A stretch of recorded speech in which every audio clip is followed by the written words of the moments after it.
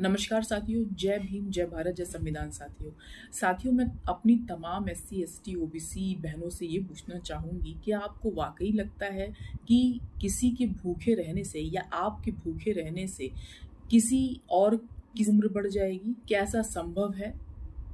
क्या ये तार्किक है? और अगर ऐसा है तो ये सिर्फ़ भारत में ही क्यों है? ये दुनिया के अन्य देशों में ऐसा क्यों नहीं चमत्कार होता है?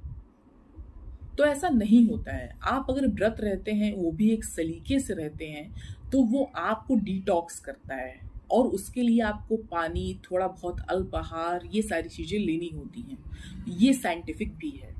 और आप अगर भूखे हैं और किसी और की उम्र बढ़ जाए, तो ये तो कतई भी संभव नहीं है।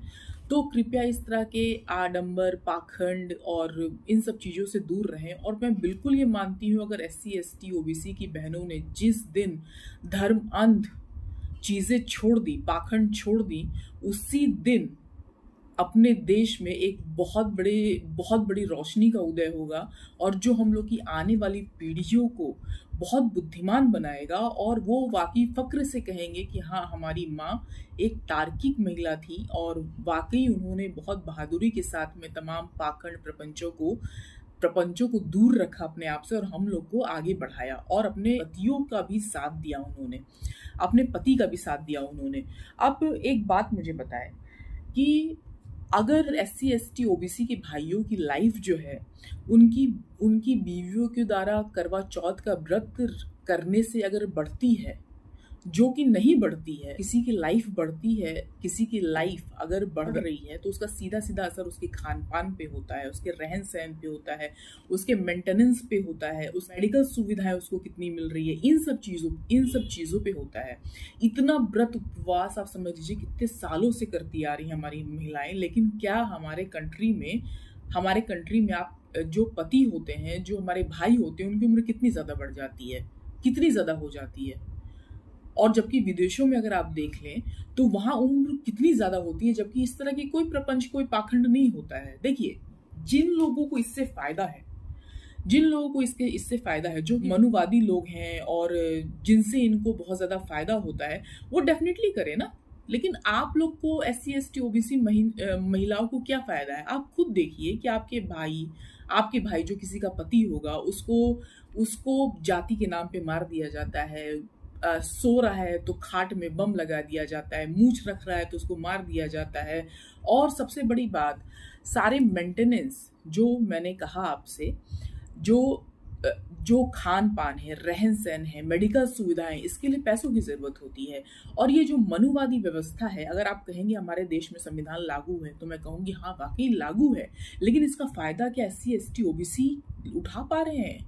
नहीं उठा पा रहे हैं, क्योंकि हर हायर पे या जो भी उसको लागू कर रहे हैं, उस जगह पे मनुवादी लोग बैठे हुए हैं। तो वो हम लोग को, हमारे भाइयों को चपरासी भी नहीं बनने देना चाहते। पैसे कहाँ से आएँगे? तो अधिकारी वो क्या ही बनाने देंगे आपको, तो पैसे कहाँ से आएँगे? कैसे मेंटेनेंस होगा बॉडी का, आपके लाइफ का, मेडिकल सुविधाएँ कैसे मिलेंगी? नहीं मिलेंगी, बिल्कुल भी नहीं मिलेंगी। इसलिए अगर आप लोग को लगता है कि ये सिर्फ़ व्रत करने से आपके आपके पति लोगों की उम्र बढ़ जाएगी, तो नहीं बढ़ेगी, इसके लिए पैसे की ज़रूरत है। और पैसा अगर आप देख रहे हैं, तो पैसा हम लोग के पास में कहीं से भी नहीं आ रहा है। इसका रीज़न सिर्फ़ यही है कि जो भी संविधान लागू करने वाले लोग हैं, जो भी वर्तमान में सरकार में हैं, वो बिल्कुल नहीं चाहते कि आप चपरासी भी बनें।